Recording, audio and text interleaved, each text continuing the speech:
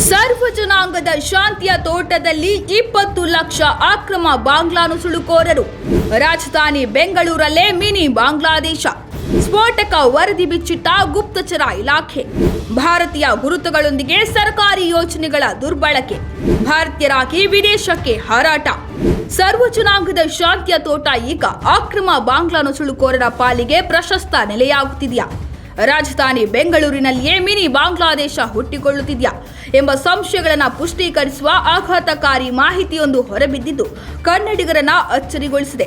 ಹೌದು, ಬೆಂಗಳೂರಿನ ಕೋಗಿಲು ಲೇಔಟ್ ಥಣಿಸಂದ್ರದಲ್ಲಿ ಅಕ್ರಮ ನಿವಾಸಿಗಳ ತೆರವು ಕಾರ್ಯಾಚರಣೆ ಬಳಿಕ ರಾಜಧಾನಿ ಬೆಂಗಳೂರು ಸಹಿತ ರಾಜ್ಯದ ವಿವಿಧ ಕಡೆ ಅಕ್ರಮ ಬಾಂಗ್ಲಾ ವಲಸಿಗರ ಕುರಿತಾದ ಚರ್ಚೆ ಮತ್ತು ಶೋಧ ಕಾರ್ಯಾಚರಣೆ ಬಿರುಸಿನಿಂದಲೇ ನಡೆಯುತ್ತಿದೆ.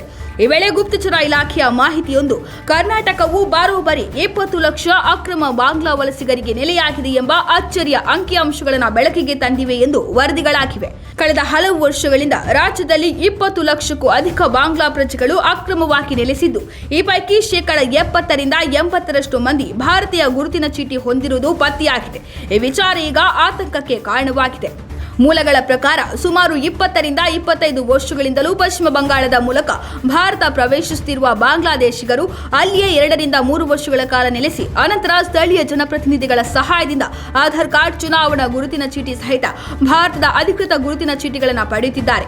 ಅನಂತರ ಕರ್ನಾಟಕ ಸಹಿತ ಬೇರೆ ರಾಜ್ಯಗಳ ಕಡೆ ವಲಸೆ ಹೋಗುತ್ತಿದ್ದಾರೆ. ಕೆಲವು ಬಾಂಗ್ಲಾದೇಶಿಗರು ಪಶ್ಚಿಮ ಬಂಗಾಳ ಪ್ರವೇಶಿಸಿ ಮೊದಲು ನೇರವಾಗಿ ಬೆಂಗಳೂರು ಗಡಿಭಾಗಕ್ಕೆ ಬಂದು ವಾಸ್ತವ್ಯ ಹೂಡುತ್ತಾರೆ. ಬಳಿಕ ಕೆಲವು ದಾಖಲೆ ಸೃಷ್ಟಿಸಿ ನೆರೆ ಜಿಲ್ಲೆಗಳಿಗೆ ಕೆಲಸಕ್ಕೆ ತೆರಳುತ್ತಾರೆ.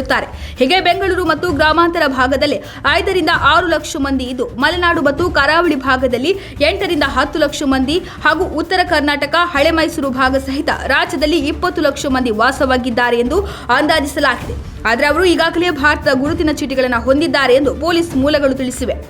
ಬೆಂಗಳೂರು ಗ್ರಾಮಾಂತರ, ಮಲೆನಾಡಿನ ಭಾಗದಲ್ಲಿ ಪಶ್ಚಿಮ ಬಂಗಾಳದವರೆಂದು ಹೇಳಿಕೊಂಡು ಜೀವನ ನಡೆಸುತ್ತಿರುವ ಅಕ್ರಮ ಬಾಂಗ್ಲಾ ನುಸುಳುಕೋರರು ಗುಜರಿ ಹೆಕ್ಕುವ ಕಟ್ಟಡ ನಿರ್ಮಾಣದಲ್ಲಿ, ಸೆಲೂನ್ಗಳು, ಆಸ್ಪತ್ರೆಯ ಸ್ವಚ್ಛತೆ ವಿಭಾಗ, ರೆಸ್ಟೋರೆಂಟ್, ಹೋಟೆಲ್ಗಳು, ರಸ್ತೆ ಬದಿ ಬಟ್ಟೆ ವ್ಯಾಪಾರ ಮಾಡಿಕೊಂಡಿದ್ದಾರೆ. ಇದನ್ನು ಹೊರತುಪಡಿಸಿದರೆ ಚಿಕ್ಕಮಗಳೂರು, ಉಡುಪಿ, ಶಿವಮೊಗ್ಗ, ಕೊಡಗು, ದಕ್ಷಿಣ ಕನ್ನಡ ಜಿಲ್ಲೆ, ಉತ್ತರ ಕನ್ನಡ ಜಿಲ್ಲೆಗಳಲ್ಲಿ ಅಡಿಕೆ, ಕಾಫಿ ತೋಟಗಳು, ರೆಸಾರ್ಟ್, ಎಸ್ಟೇಟ್ಗಳು, ಫಾರ್ಮ್ ಹೌಸ್ಗಳಲ್ಲಿ ತೋಟದ ಕೆಲಸ ಮಾಡಿಕೊಂಡು ಜೀವನ ನಡೆಸುತ್ತಿದ್ದಾರೆ. ಕೆಲವರು ಕುಟುಂಬ ಸಮೇತರಾಗಿ ವಾಸವಾಗಿರುವುದು ಪತ್ತೆಯಾಗಿದೆ. ಇವರು ಸ್ಥಳೀಯ ಕೂಲಿ ಕಾರ್ಮಿಕರು ಪಡೆಯುವ ಮೊತ್ತಕ್ಕಿಂತ 100 ರಿಂದ 150 ರೂಪಾಯಿ ಕಡಿಮೆ ದಿನಗೂಲಿ ಕೆಲಸಕ್ಕೆ ಬರುವುದರಿಂದ ಮಾಲಕರು ಇವರನ್ನೇ ಆಯ್ಕೆ ಮಾಡಿಕೊಳ್ಳುತ್ತಿದ್ದಾರೆ ಎಂದು ಮೂಲಗಳು ತಿಳಿಸಿವೆ.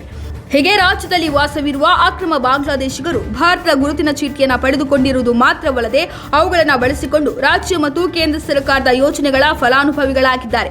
ಆಶ್ರಯ ಮನೆ ಪಡೆದುಕೊಂಡಿರುವ ಉದಾಹರಣೆಗಳು ಇವೆ. ಜೊತೆಗೆ ಲಕ್ಷಾಂತರ ರೂಪಾಯಿ ಮೌಲ್ಯದ ಆಸ್ತಿಗಳನ್ನು ಖರೀದಿಸಿದ್ದಾರೆ. ಅಲ್ಲದೆ ಭಾರತೀಯ ಪಾಸ್ಪೋರ್ಟ್ ಪಡೆದು ಬೇರೆ ಬೇರೆ ದೇಶಗಳಿಗೆ ತೆರಳಿದ್ದಾರೆ ಎಂಬ ಸ್ಫೋಟಕ ಮಾಹಿತಿಗಳು ಹೊರಬಿದ್ದಿವೆ ಎಂದು ವರದಿಗಳಾಗಿವೆ. ಇನ್ನು ಈಗಾಗಲೇ ಬೆಂಗಳೂರಿನ ಕೋಗಿಲು ಬಡಾವಣೆ ಒತ್ತುವರಿದಾರರ ತೆರವು ಬಳಿಕ ಅಕ್ರಮ ವಲಸಿಗರ ವಿರುದ್ಧ ಆಕ್ರೋಶಗಳು ಭುಗಿಲೆದ್ದಿದ್ದು, ವಿಪಕ್ಷಗಳು, ಹಿಂದೂ ಸಂಘಟನೆಗಳು ಈ ಬಗ್ಗೆ ರಾಜ್ಯ ಸರ್ಕಾರವನ್ನು ಪ್ರಶ್ನಿಸಿದರೆ ರಾಜ್ಯವು ಕೇಂದ್ರದತ್ತ ಬೊಟ್ಟು ಮಾಡುತ್ತಿದೆ. ಈ ಹಿನ್ನೆಲೆಯಲ್ಲಿ ಕೆಲ ಹಿಂದೂ ಸಂಘಟನೆಗಳ ಕಾರ್ಯಕರ್ತರು ಬಾಂಗ್ಲಾದೇಶಿಗರ ಕುರಿತು ಸ್ವಯಂ ಶೋಧ ನಡೆಸುತ್ತಿದ್ದು, ಈವರೆಗೆ ಹಲವಾರು ಅಕ್ರಮ ಬಾಂಗ್ಲಾ ನುಸುಳುಕೋರರನ್ನು ಪತ್ತೆ ಹಚ್ಚಿ ಪೊಲೀಸರಿಗೆ ಒಪ್ಪಿಸಿದ್ದಾರೆ.